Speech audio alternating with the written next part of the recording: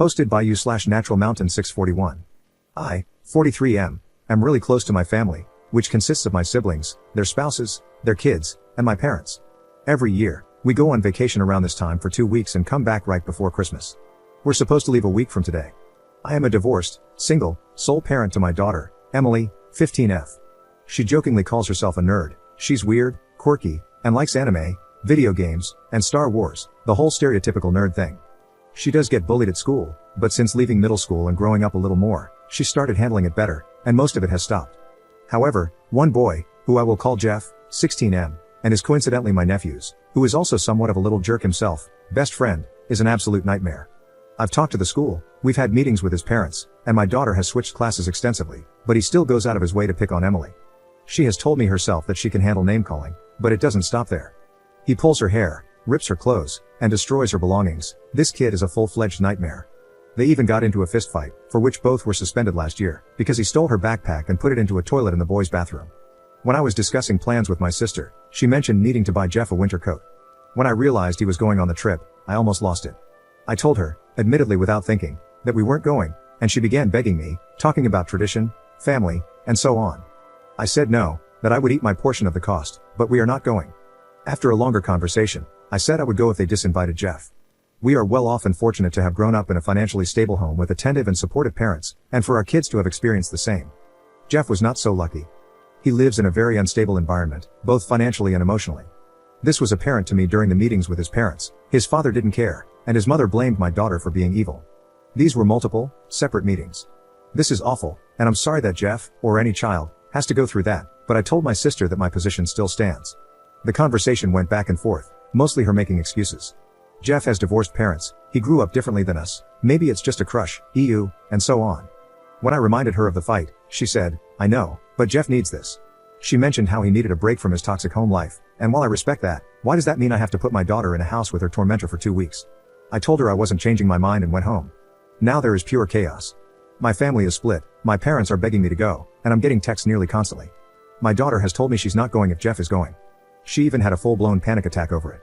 Maybe I'm looking for validation, or maybe I really need a wake-up call and I'm just a selfish jerk. Additional information from OOP to clarify up on some details. Hi everyone, I just wanted to leave a comment to clarify some things, though I'm not sure if it will help. I mentioned this elsewhere, but this post became overwhelming for me very quickly, and it definitely got away from me. On top of the post gaining more attention than I anticipated, the comments telling me to be a better parent, saying I'm incompetent, or insinuating, or outright stating that I'm a bad dad have been a bit difficult to deal with. I've felt some anxiety and discomfort over those comments, but I'm trying to remind myself that they're based on seeing a very limited and somewhat chaotic part of my life. While him pulling her hair and ripping her clothes has been a problem, I feel the need to clarify a bit. There were only 2 incidents where the clothes he ripped were ones she was wearing, which has made it really hard to argue my case to the school. Once, during PE, she was running, and he grabbed the back of her shirt, ripping the collar. In another instance, he was running in the hall, grabbed her shirt sleeve, tripped, and it ripped. The school categorized both incidents as accidents or horseplay gone wrong, and my daughter's uniform was replaced promptly. The other times involved him trying to snatch her jacket from her hand. They fought over it, and it ripped. The incident I brought up about SA was when he cut a piece off her skirt without her realizing it. Other instances of property destruction included him breaking pens, stealing lunches, writing on her jackets and shoes with a Sharpie, and wiping his nose on her jackets. Not exactly destruction, but I included it because, honestly, who wants to use a jacket after that? And, of course, there was the backpack situation, though there might be more that I just can't recall right now. As for her hair, when we discussed it, it wasn't something she saw as violent so much as annoying. He would walk past her in the hall and yank her hair, or when they were in class together, he'd pull her hair to ask for a pencil or something. I would never, ever downplay what my kid tells me, and these situations are still really upsetting to me. However, I feel like the lack of clarification made it sound a lot more violent than it actually was. Regarding her cousin, from what I can tell, he's uncomfortable with the way Jeff treats my daughter but doesn't do much about it. As much as that has always annoyed me, I also understand that standing up to a friend isn't easy for a teenager. I give him grief about it regularly, but as his uncle, I feel like I can't put my foot down with him as much as I can with his parents. My sister has known Jeff for years, and one of her points was that she actually saw the change in him when things started going bad at home, and her heart broke for him.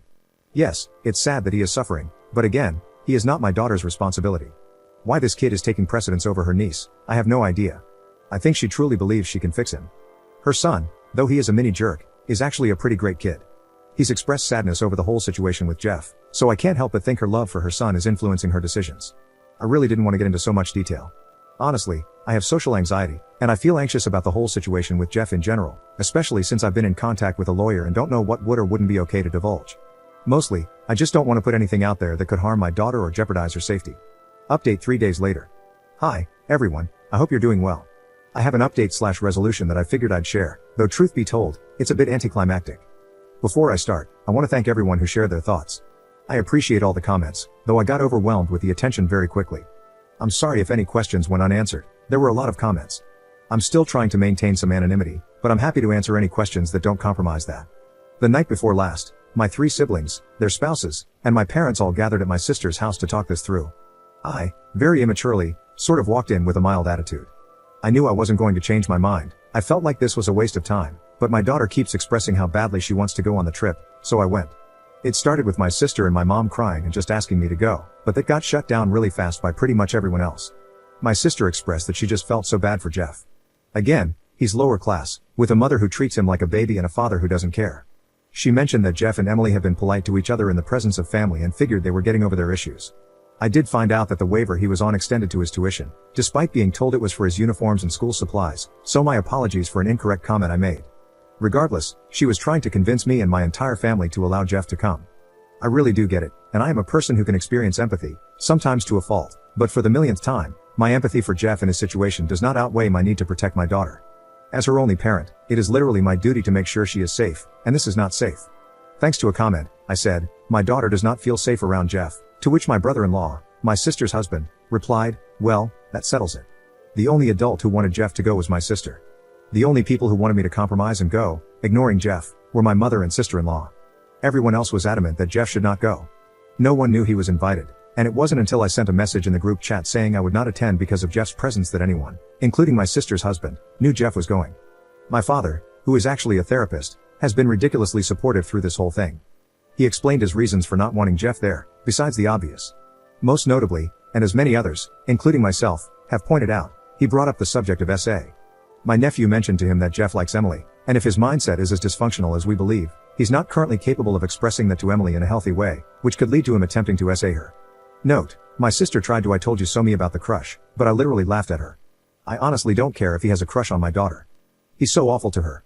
She takes it like a champ, she holds her head up high, and I'm so proud of her for that. But that doesn't change the fact that Jeff has been so sincerely awful to her that it makes me sick.